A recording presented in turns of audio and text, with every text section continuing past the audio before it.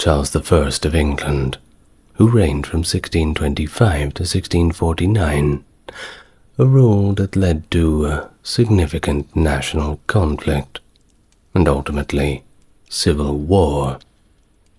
It was a reign that was marked by intense struggle with the Parliament over issues of taxation and religious policy, reflecting Charles's belief in the divine right of kings, clashing with the emerging parliamentary and Puritan demands for a greater say in governance. His attempts to enforce Anglican worship and his financial policies, including the controversial collection of ship money without parliamentary consent, deepened the divide between the monarchy and the people. These tensions culminated in the battles of the English Civil War, leading to his capture, trial, and execution for treason. The first and only English monarch to meet such a fate, at least as of 2024. Well, hello and welcome to the channel. If you are coming back, great to see you again. And for those whose first time to the channel, well, it's good to meet you. Supporting the channel is as easy as enjoying the channel, and you're already doing that, but you're 2 clicks away from the like and subscribe. That really helps me out. Further to that, take a look in the video description. You'll find lots of delicious merchandise and all the rest. But first, let's get nice and relaxed, and we can talk about Charles I of England. A rather interesting life. Let's begin. November 19th, 1600. Charles was born in Dunfermline Palace, Fife, the second son of King James VI of Scotland and Anne of Denmark. His was a birth that was followed by a Protestant baptism at the Chapel Royal of Holyrood Palace in Edinburgh on 23rd of December 1600, where he was anointed with the titles of Duke of Albany, Marquess of Ormond, Earl of Ross, and Lord Ardmanoch. The ceremony, led by David Lindsay, the Bishop of Ross, marked his formal entry into the lineage of Scottish royalty. And thus his early years began, and they weren't easy, always in the shadow of frail health, which delayed his relocation to England following his father's ascension as James I of England in the year 1603, after the death of Queen Elizabeth I. Initially he was left in Scotland, under the guidance of Lord Phoebe. Charles only joined his family in England in the mid-July of 1604, having gained enough strength to finally make the journey. In England, under care of Elizabeth, Lady Carey, measures were taken to strengthen his weak ankles, and although his physical health did improve, Charles struggled with a stammer that persisted throughout his life.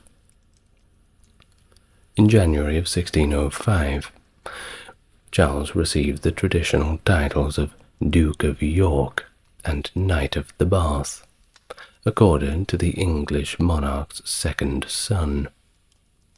His education, managed by one Thomas Murray, was of course broad, the typical gamut of a noble education covering classics, languages, mathematics, and a good deal of religion, culminating in his induction as a Knight of the Garter in 1611.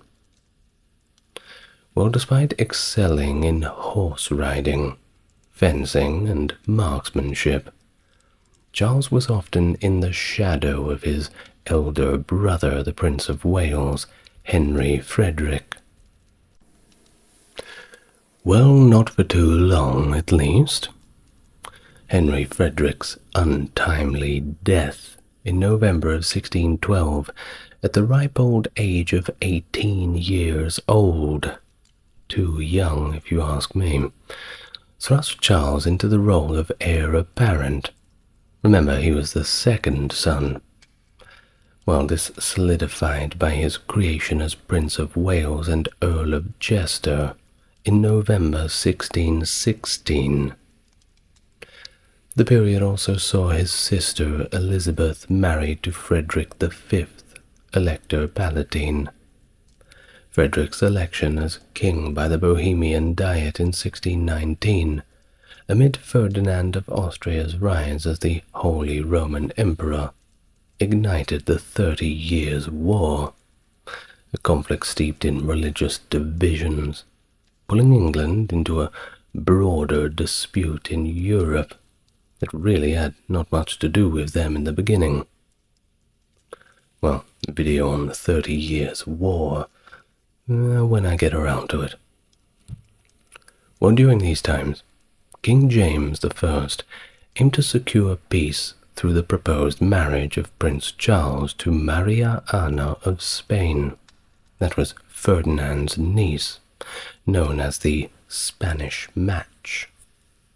This alliance faced fierce opposition from the English public and the court, leading to a hostile parliament in 1621, advocating for a Protestant spouse for Charles and tougher actions against Catholics.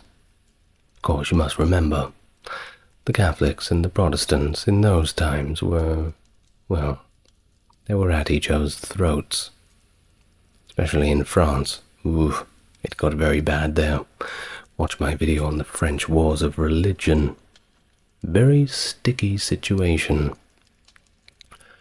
Well, the political tension escalated with the impeachment of James's Lord Chancellor, Francis Bacon, for corruption in 1621, which marked a historic legal shift. You see, the rising discord peaked with parliamentary debates over Charles's marriage and foreign policy, leading to the dissolution of Parliament by an exasperated James in January of 1622. Well, in a desperate bid to salvage the Spanish marriage, Charles and the Duke of Buckingham embarked on a covert trip to Spain, leaving in secret in the February of 1623. Facing skepticism at the Spanish court about Charles' sincerity towards Catholicism and demands for some unacceptable concessions, the negotiations faltered amid personal tensions with the Spanish chief minister, the Count of Olivares. And thus Charles returned, rather disenchanted one can imagine, to England in October, without securing any sort of agreement, let alone marriage. Yet he was warmly welcomed, and the public were somewhat relieved at the negotiations' failure, although I'm sure this was cold comfort for him.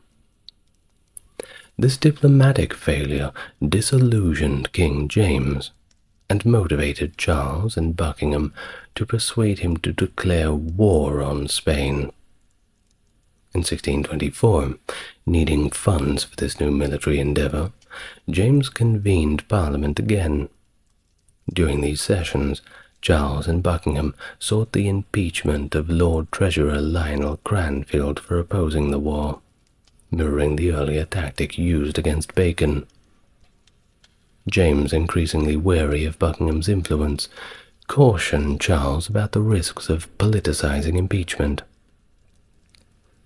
As King James's health declined, and his ability to govern was, well, questionable, Charles and Buckingham effectively consolidated their own power, assuming control by the time of James's death in the March of 1625. Following the unsuccessful Spanish marriage negotiations, Charles shifted his matrimonial focus back to France, securing a union with Henrietta Maria by marrying her by proxy at Notre Dame de Paris on May 1, 1625. Their first in-person meeting took place on June 13th in Canterbury. Anticipating parliamentary resistance due to Henrietta Maria's Catholic faith, Charles delayed convening his first parliament until after the marriage. I'm sure at that point, well, there was very little they could do about it. You can't put the toothpaste back in the tube, can't you? And the move was necessary, too, as skepticism within the Commons grew over potential concessions to Catholic that could, well, ultimately weaken the Anglican Church of England, and we can't have that. Well, despite promising to maintain the religious restrictions on the Catholics, Charles had secretly agreed to relax these measures in his marriage treaty with Louis XIII. Of course, further controversy came up when he lent 7 English naval ships to France, which were then used against the Protestant Huguenots at La Rochelle in September 1625. Charles's coronation proceeded in February 1626 without Henrietta Maria, who abstained due to its Protestant nature. Well, things just kept getting worse for Charles, with his support of Richard Montague, an anti-Calvinist clergyman whose writings alienated the Puritans and reflected Charles's earlier preference for a Spanish alliance. So, upon becoming king, Charles appointed Montague as a royal chaplain, protecting him from parliamentary censure. Parliament, preferring less costly naval actions against Spanish colonies to seize treasure fleets, limited its financial support to Charles to £140,000. Well, it sounds like a lot, but it was insufficient for his broader military ambitions, and it curtailed his customary rights to tonnage and poundage to just 1 year. Despite lacking any formal approval, Charles continued to levy these duties anyway.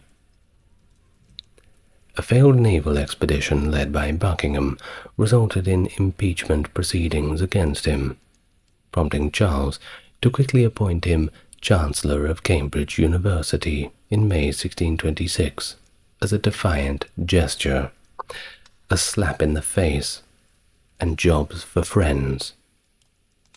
The arrest of Buckingham's critics, Dudley Digges and Sir John Eliot, triggered significant parliamentary outrage and their brief imprisonment. Of course, you can see how the Parliament, little by little, just keeps getting a beating from Charles. It's no wonder they turned on him. Well, the majority of the country turned on him. Well, on June 12th, 1626, the Commons strongly protested Buckingham's continued influence, expressing concerns about financial misuse.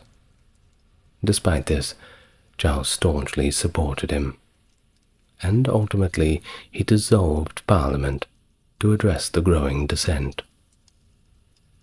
In 1627, Charles enforced a forced loan without Parliament's consent, heightening tensions. The 5 Knights case that November reinforced the king's right to imprison dissenters without trial, escalating the discontent. In response, Parliament drafted the Petition of Right in March of 1628, which Charles reluctantly accepted in June, insisting on his right to tax and impose martial law. But soon after, he prorogued Parliament and continued to collect customs independently. Now Buckingham, he was certainly in the crosshairs of a lot of people, and it didn't take long for somebody to get to him. Buckingham's assassination on August 23rd, 1628, of course left Charles deeply grieved, and showed once again the divide between the court and the public. Following his advisor's death, Charles and Henrietta Maria's bond only strengthened, particularly as she neared her first pregnancy, enhancing their public image as a virtuous and stable family. January of 1629, Parliament finally reconvened, and it quickly sparked controversy when the MP John Rawle's goods were seized for not paying disputed taxes, directly challenging petition of right. Tensions boiled over again on March the 2nd, when Parliament members detained the Speaker, passing motions against Catholicism and unauthorized taxes. Well, Charles was not impressed, to say the least, and frustrated, he dissolved Parliament again, gathered up 9 of the leaders, and threw them all in prison, rallying public support for their cause. With Buckingham gone and unable to secure parliamentary funding for wars, Charles sought peace with France and Spain. Now this initiated an 11-year period of personal rule, where he governed without Parliament and struggled financially due to inherited deficits from Elizabeth and James, compounded by Buckingham's costly military endeavours. Despite England's low taxation, at least relative to Europe, or the other European mainland countries, lacking regular excise or direct taxes in particular, Charles sought to increase revenue without Parliament by reviving the ancient distraint of knighthood law, imposing fines on those who had not been knighted at his coronation, applying the law retroactively to boost the treasury. Well, there was quite a few people who had not been knighted, so of course this was going to raise quite a good bit of coin. He also expanded the traditional wartime levy of ship money to peacetime, and across all of England, arguing for its legality. This tax, directed to the treasury of the Navy, generated substantial annual revenues, between £150,000 and £200,000, between 1634 and 38, though it started to decline thereafter.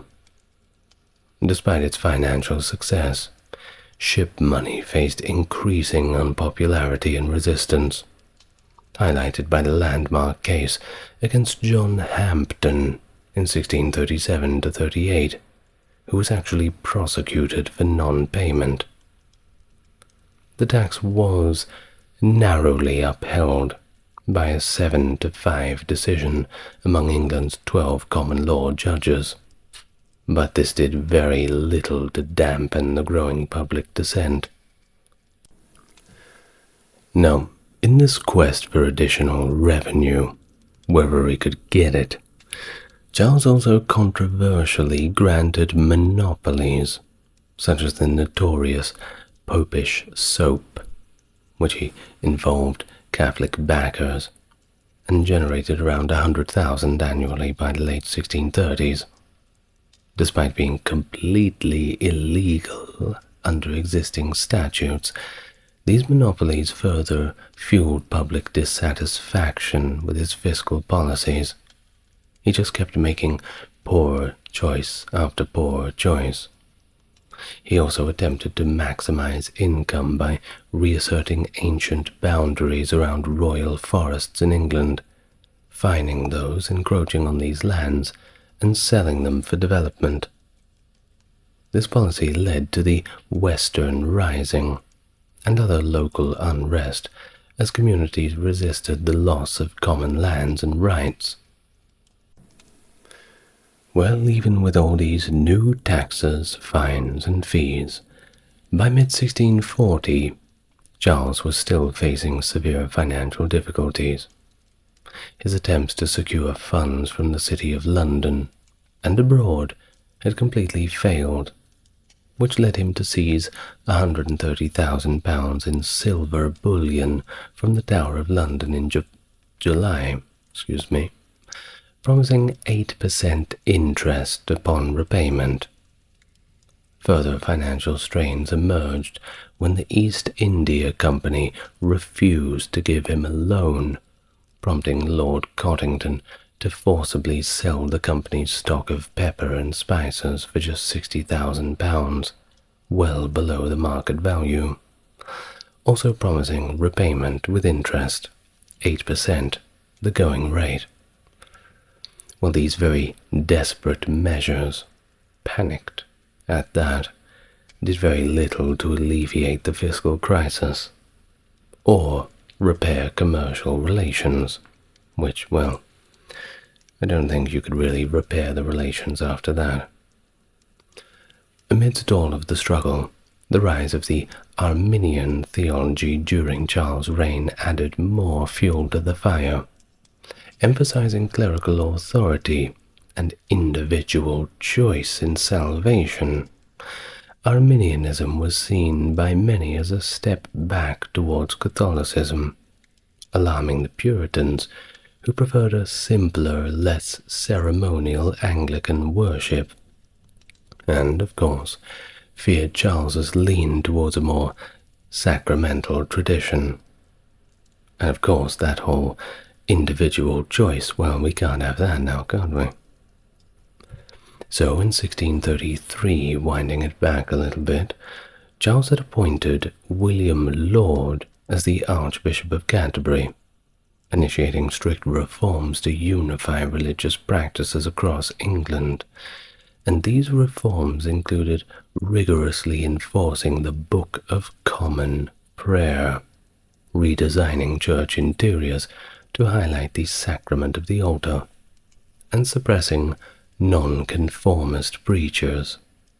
They also reissued the Declaration of Sports, allowing secular activities on Sundays, which the Puritans, of course, did not like. Additionally, the Feoffees for Impropriations, a Puritan group influencing church appointments, was disbanded. Laud used the Court of High Commission and the Star Chamber to harshly punish dissenters, notably William Prynne, Henry Burton, and John Bastwick in 1637, who were summarily pilloried, whipped and mutilated, and then locked up for life. Of course, the public once again did not like this, but neither did the upper-class gentry. People have friends in high places. They don't appreciate it when their friends are treated in that way. Charles' religious policies also faced fierce resistance in the north in Scotland. Despite his Scottish origins, Charles' reintroduction during his 1633 Scottish coronation using the Anglican rite was widely unpopular. Tensions escalated further in 1637 with his imposition of a new prayer book, quite similar to England's, without even consulting the Scottish Parliament at all. He didn't ask anybody about it, and it was seen as an Anglicanization of Scottish worship and sparked widespread protests. The controversy over the prayer book triggered riots starting in Edinburgh on July 23, 1637, and they quickly spread nationwide. Opposition crystallized around the National Covenant, which defended Scotland's reformed religion and rejected unsanctioned religious changes, championing Scottish religious autonomy. The crisis peaked when the General Assembly of the Church of Scotland met in November 1638, decisively rejecting the new prayer book and episcopal governance in favor of a Presbyterian system led by elders and deacons who actually knew what they were doing, signaling a move towards religious self-governance. In fact, really, It was a move they were pushed to take. Now, Charles's attempt to assert control led to the Bishops' Wars, beginning with the First Bishops' War in 1639. He raised an army independently and stationed them at Berwick-upon-Tweed, but he hesitated to confront the better-equipped Covenanters. The ensuing Treaty of Berwick forced him to relinquish control of Scottish fortresses and dissolve the Covenanters' government, but also required him to summon the Scottish Parliament and Church Assembly. Well, all of this combined with failed efforts to secure Spanish funds and a frankly humiliating naval defeat at the Battle of the Downs at the hands of the Dutch added more financial and diplomatic pressures. In response to mounting pressures and the need for funds for yet another military campaign, Charles summoned both the English and Irish parliaments in early 1640. While the Irish Parliament agreed to a substantial subsidy and to raise their own significant army, the English Parliament was, well, a little bit of a problem. Poor electoral results for court candidates and subsequent negotiation deadlocks led to the dissolution of the short Parliament in May 1640, leaving Charles without the necessary funds, let alone political support. By this time, the Earl of Strafford, appointed Lord Deputy of Ireland in 1632, had become Charles I's chief adviser, alongside Archbishop Laud. Together, they implemented a policy known as Thorough, aimed at centralizing royal power and suppressing local opposition. Despite initial criticisms, Strafford, influenced by the Duke of Buckingham since 1628, significantly shaped the king's administration with his partnership with Laud. The dismissal of the English Short Parliament empowered the Scottish, when it asserted that it could govern its parliament without royal consent, completely independent. Leave us alone, basically. Kind of like saying, not only do we not need you, but we also don't want you. Well, in August 1640, capitalizing on this momentum, the Covenanter army advanced deep into Northumberland, England, with the king's commander-in-chief, Lord Northumberland. Well, he was sick, incapacitated by illness, and also Stafford was debilitated by gout and dysentery. Charles and Strafford had no choice but to personally lead the English forces. However, the Scots, well, this wasn't their first time. Many of them were seasoned by fighting in the 30 Years' War, and they demonstrated superior morale, and overall they were just better fighters. They also had better training, and they quickly overcame the English resistance, seizing Newcastle upon Tyne at the Battle of Newburn.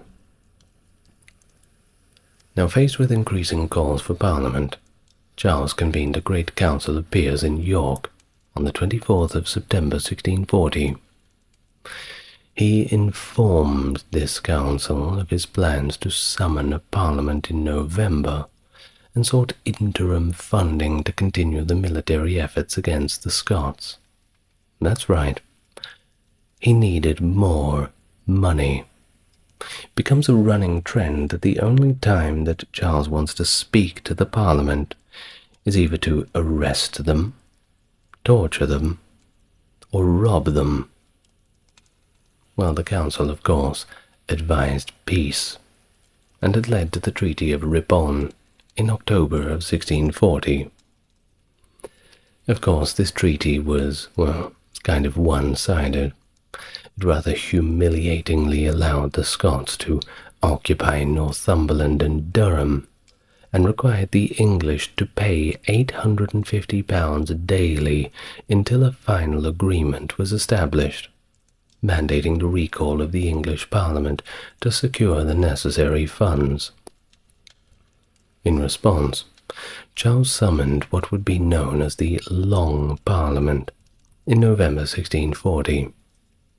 However, the elections were unfavourable to the king, with over 350 of the 493 members of the Commons opposing him. That's not a good result, isn't it? That is a beatdown, my goodness. Well, the convening of the Long Parliament on November the 3rd, 1640, marked the beginning of a formidable challenge for Charles. Rapidly asserting its power, the Parliament moved to impeach several of Charles' top advisers, symbolizing a severe challenge to the monarchy's authority. Within a week, Thomas Wentworth, the Earl of Strafford, and a key confidant of Charles, was arrested, and by mid-December, Archbishop William Laud was also impeached, with John Finch, the Lord Keeper of the Great Seal, fleeing to The Hague soon after. Amidst this upheaval, Parliament passed the Triennial Act, compelling its own summoning every 3 years, regardless of what the king had to say about it, effectively a limit on royal power. And this act was strategically tied to a subsidy bill, crucial for funding the government, to which Charles only consented reluctantly to in February 1641, and he only did so because of pressing financial needs. The trial of Strafford for high treason began on the 22nd of March 1641, spearheaded by John Pym, a staunch opponent of the king's policies.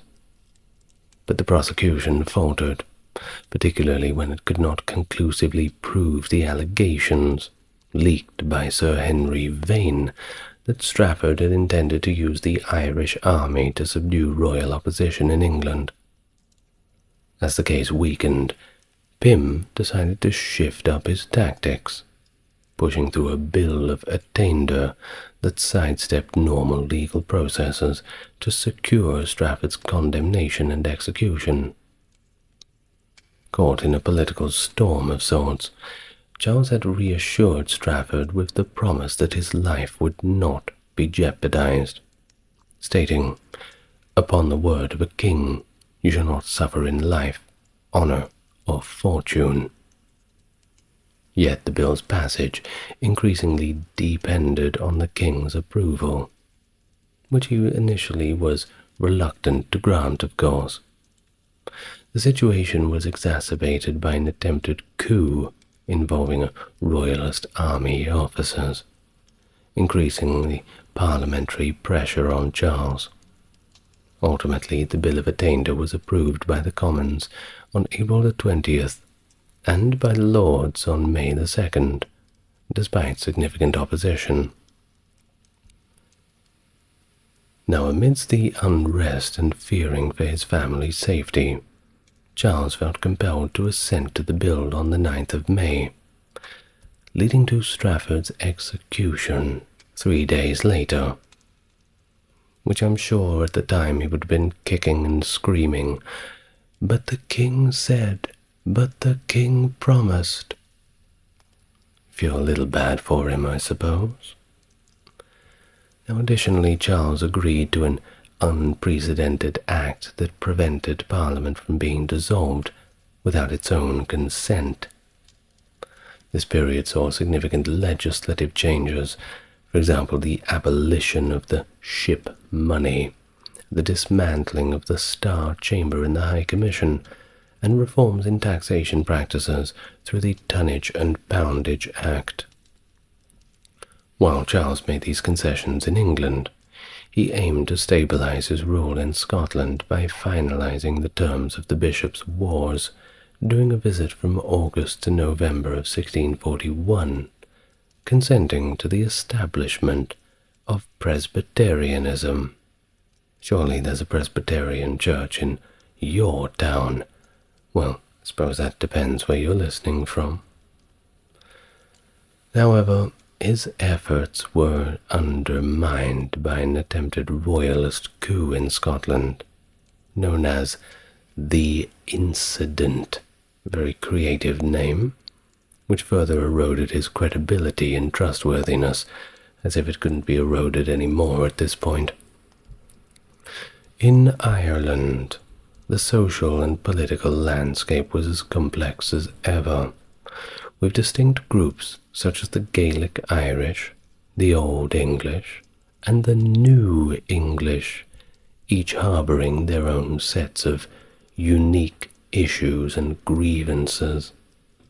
Strafford's administration had improved the Irish economy and increased tax revenues, through stringent measures, of course, including the formation of a large and loyal Catholic army.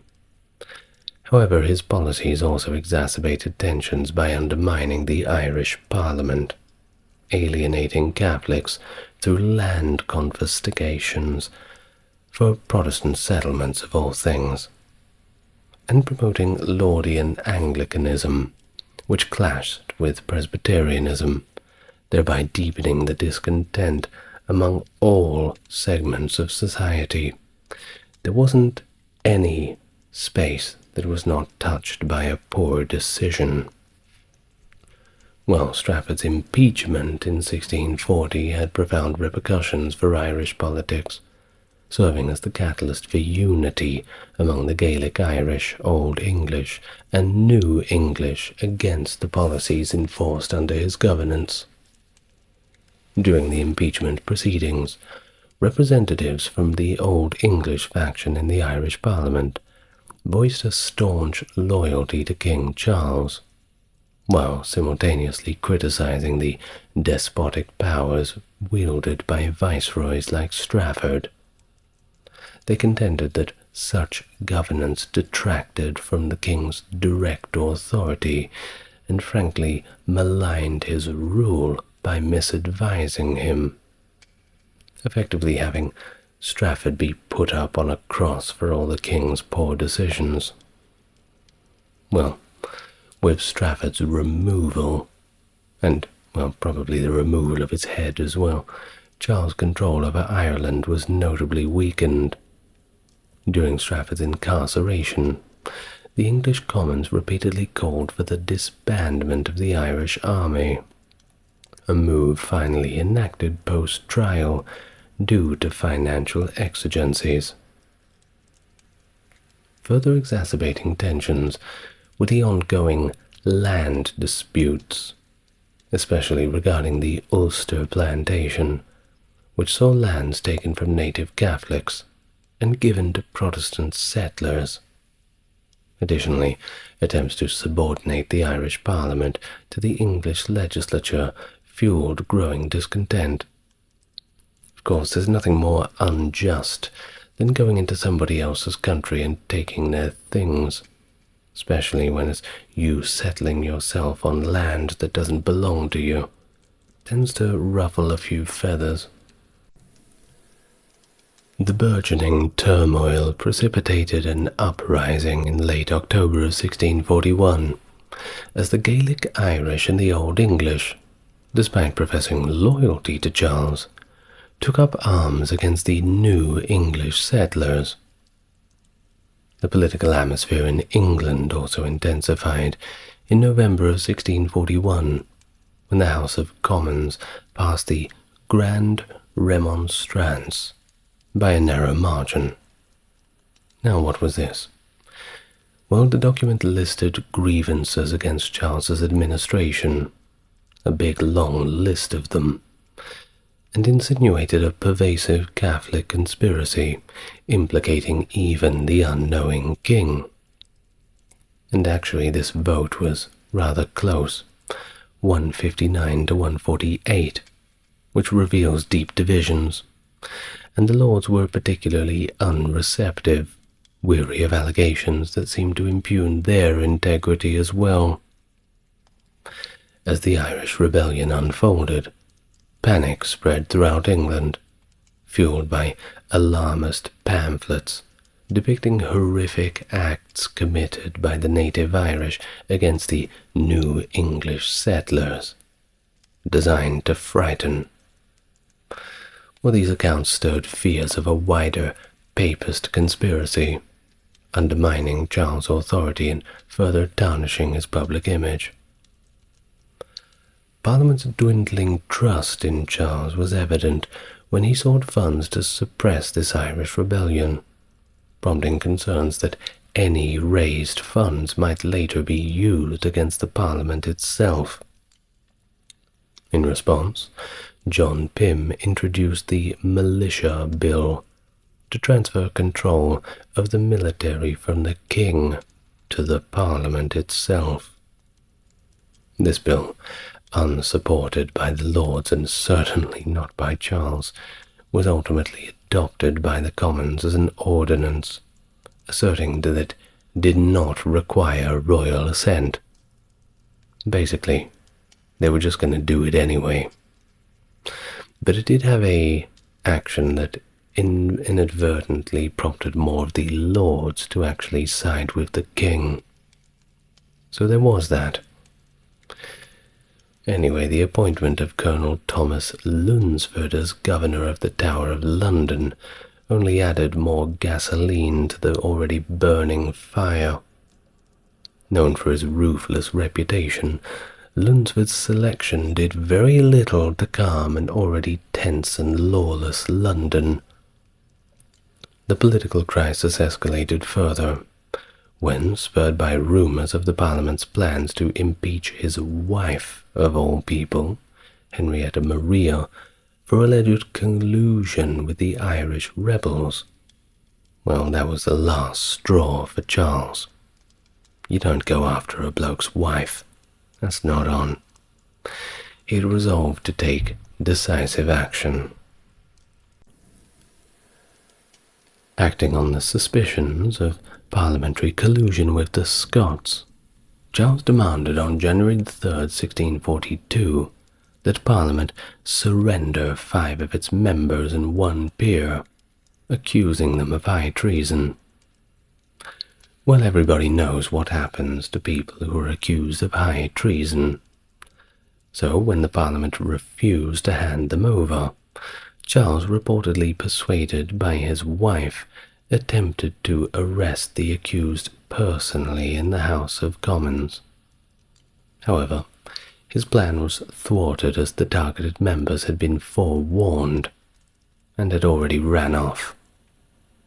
Confronted by Speaker William Lenthor's humble refusal to cooperate, Charles left the Commons in dismay, realizing that his direct intervention had failed, and he remarked in quite a bit of a hushed tone that, I quote, "all my birds have flown." Now just think about this for a minute. You have a king in the 17th century that's making these demands, and people are just simply saying no. He'd lost all power. This is something that's so unheard of in so many other parts of the world. Now, I dare say that if King Charles today, our current King Charles, would walk into Parliament, that he'd definitely be treated with a lot better manners than they had treated old Charles I. It's so interesting. I can only imagine the helplessness that Charles I would have felt of that situation that he was in. Well, his attempt to arrest these Parliament members directly within the House of Commons represented this profound breach of constitutional norms and a severe violation of parliamentary privilege, an act that drastically eroded all of his political standing and was perceived as a stark violation of the principles of governance. casting him not only as a protector, but as a perpetrator of political upheaval. Effectively, the king was a traitor. It's getting interesting, isn't it? Well, in the wake of this debacle, Parliament swiftly took control of the City of London. Feeling increasingly isolated and vulnerable, Charles left the capital on the 10th of January for Hampton Court Palace, and then relocated to Windsor Castle shortly thereafter. With his position weakening, Charles ventured north in February, after ensuring the safety of his wife and eldest daughter, who were sent abroad for their protection. His efforts to secure the military arsenal at Hull were once again rebuffed in April by the city's parliamentary governor, Sir John Hotham, who denied him entry. This marked a significant strategic defeat and personal embarrassment for Charles. As 1642 unfolded, the descent into armed conflict seemed completely unavoidable. It was going to happen, no matter what they did. Charles relied on the traditional commission of an array to raise an army, while the Parliament enlisted volunteers and fortified its own positions. Well, it came to a head in Charles raising the royal standard in Nottingham on August the 22nd, which was symbolically a declaration of war. His influence was felt in the Midlands, Wales, the West Country, and northern England, with Oxford serving as his military headquarters. Parliament maintained control over strategic regions including London, the southeast, East Anglia, and crucially, the big one, the English Navy. Well, the first major battle occurred at Edgehill on October the 23rd, 1642. Here, a strategic rift between Prince Rupert of the Rhine, Charles's nephew, by the way, and the royalist commander Lord Lindsay came to the fore. Now, Charles sided with Rupert's more aggressive tactics, very heavy-handed, leading to Lindsay's resignation, and Charles basically assuming a more direct leadership role, supported of course by Lord Forth. Although Rupert's cavalry initially overwhelmed the parliamentary lines, their pursuit of spoils from the enemy's baggage train, their greed, cost them the opportunity to decisively defeat the opposing forces. They were too busy trying to get some coin. Meanwhile, Lindsay, relegated to a lesser role, was mortally wounded and ended up succumbing to his injuries, deprived of adequate medical attention. And when I say adequate medical attention, I mean 17th century medical attention, which is of course far from adequate. While the battle ended inconclusively, under the cover of night, both sides claimed partial victory, but it was clear that there was no decisive outcome. But then there was the emotional impact of Edgehill, which was profound for Charles, who expressed a deep grief over the events. Heeding caution over Rupert's counsel for a rapid advance on London, Charles regrouped and moved towards the capital on the 3rd of November, seizing Brentford in the process. Despite his military advances, he faced formidable resistance at Turnham Green on the outskirts of London. Outnumbered, Charles was compelled to order a retreat, withdrawing back to Oxford, where he spent the winter fortifying the city and bracing for continued conflict as peace negotiations faltered, and by April, had completely dissolved. Throughout the mid-1640s, the war went back and forth. It saw fluctuating fortunes. Henrietta Maria returned to Britain actually in February 1643, and she stayed there for about 17 months. During this period, Prince Rupert secured a crucial victory by capturing Bristol in July of 1643. Charles then led a siege on Gloucester, which was ultimately thwarted by heavy rains and the timely arrival of a parliamentary relief force. Forced to abandon the siege, Charles retreated back to Sudley Castle. As the parliamentary forces returned towards London, Charles pursued them, leading to another clash, albeit an indecisive one, at Newbury on September the 20th, echoing that old stalemate of Edgehill, where dusk, the downing of the sun, once again brought an end to the hostilities, both sides going back, rather tired and without a clear victor. A wasted day. Well, in January of 1644, Charles convened what became known as the Oxford Parliament, attended by about 40 peers and 118 Commons members. It lasted until about March 1645. Despite majority support from the peers and significant backing from Commons members, Charles found this assembly ineffective, privately criticizing it as a mongrel in letters to his wife. Throughout 1644, he oversaw operations in southern England, while Rupert moved north to relieve the besieged Newark and York, who were having a, tough time of it to say the least. Charles did manage to win the Battle of Cropredy Bridge in late June, but the Royalists were soon after defeated at Marston Moor. Later he managed to encircle and disarm the parliamentary army led by the Earl of Essex. And as winter approached, he fought in the indecisive Second Battle of Newbury. But a decisive battle had to come, and it eventually did. The Battle of Naseby occurred on June 14, 1645.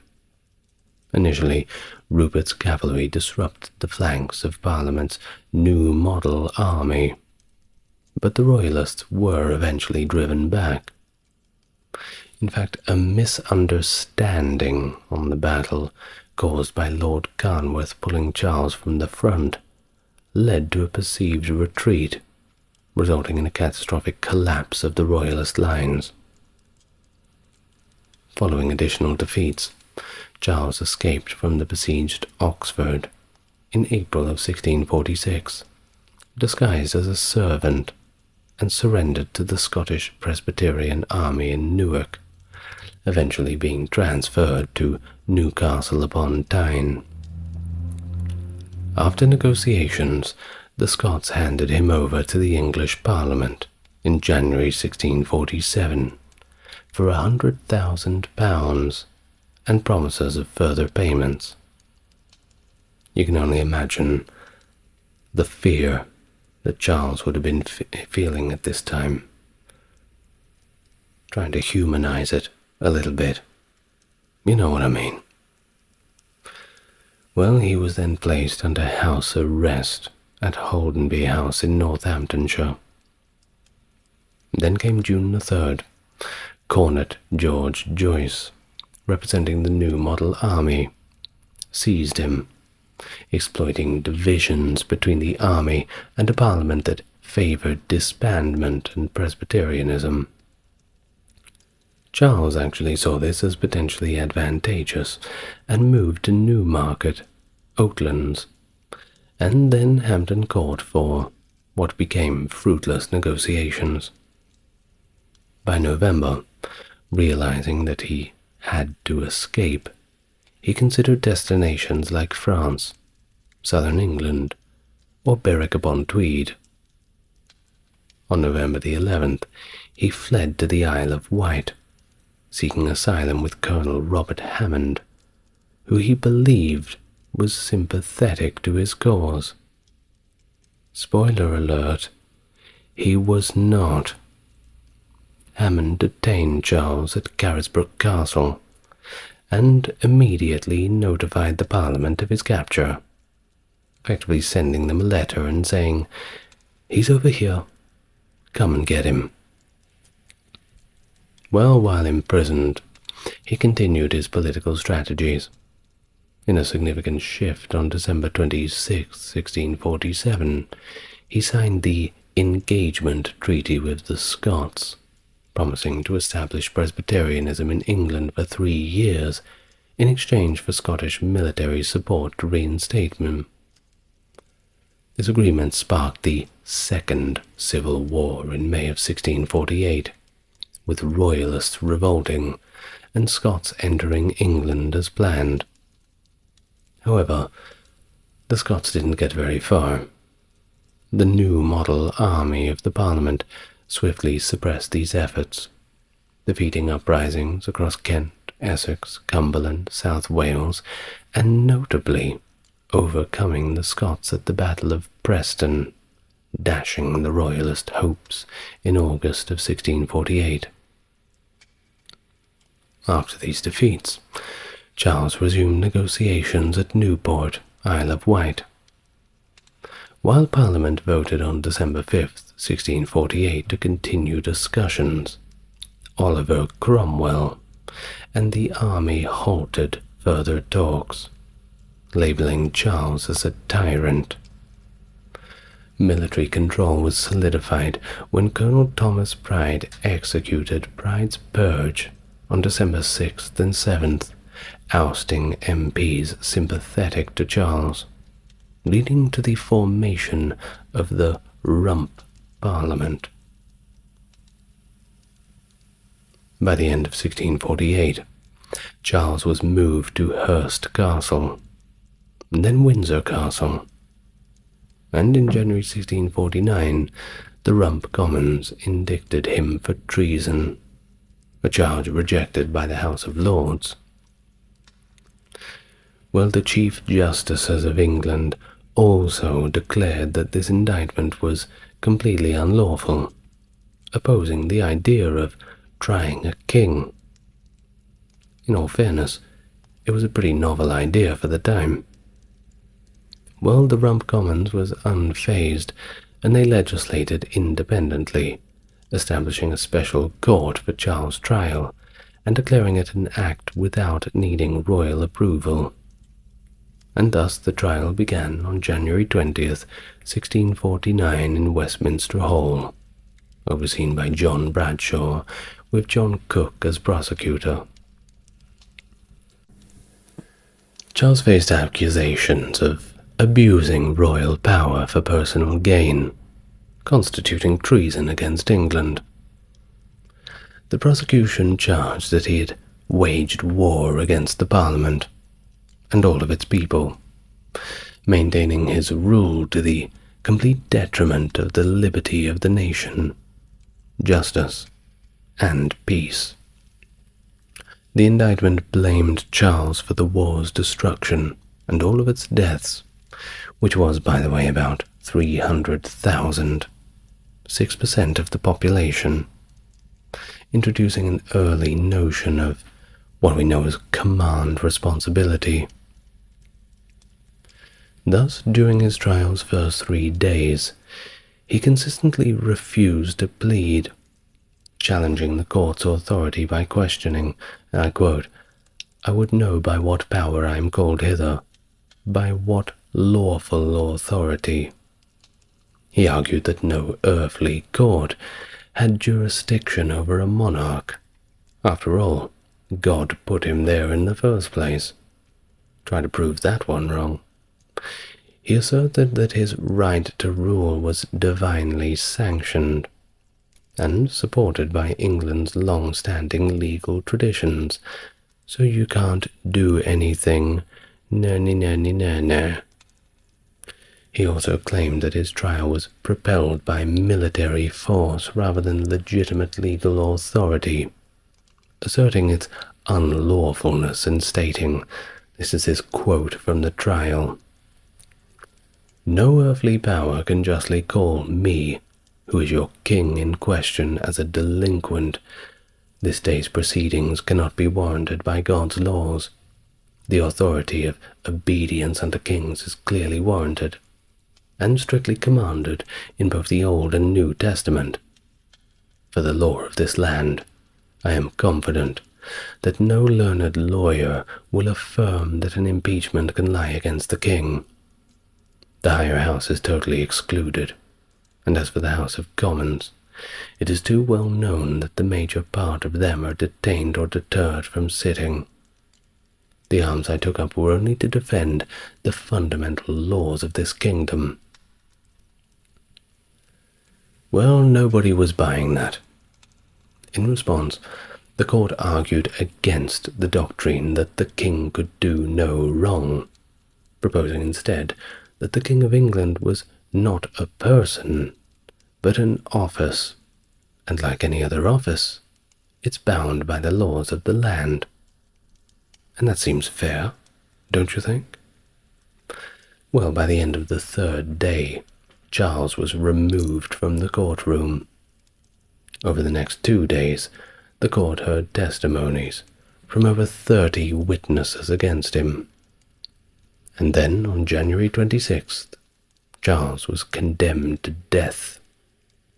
On the following day, he was declared guilty and sentenced to be executed by beheading, described as a tyrant, a traitor, a murderer, and a public enemy. January 30th, 1649. Charles was executed. They cut his head off. Now, the day before, he had a poignant farewell with his children, Elizabeth and Henry. To ensure he did not appear to shake from the cold and be perceived as fearful, he wore 2 shirts during his execution. After all, it was January, pretty cold in England. From St. James's Palace, Charles was led to the execution scaffold outside the banqueting house in Whitehall, which was of course heavily guarded.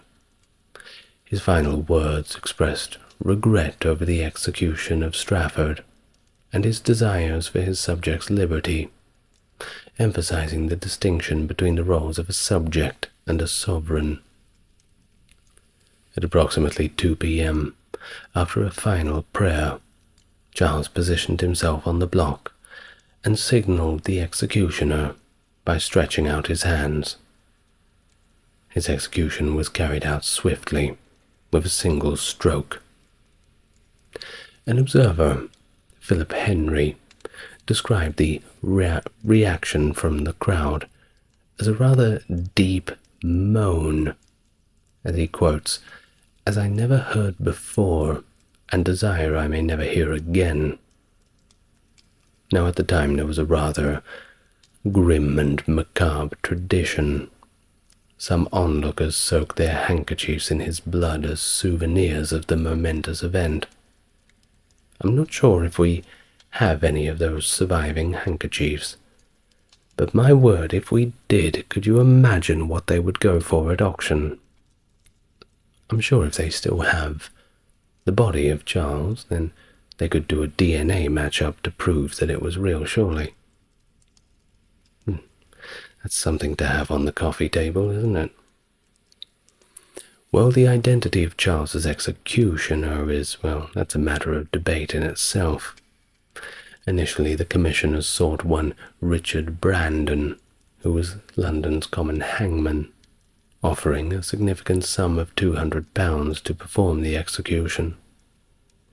Despite initially refusing, possibly due to the moral weight of the task or fear of retribution, rumors persist that he may have relented under the threat of death.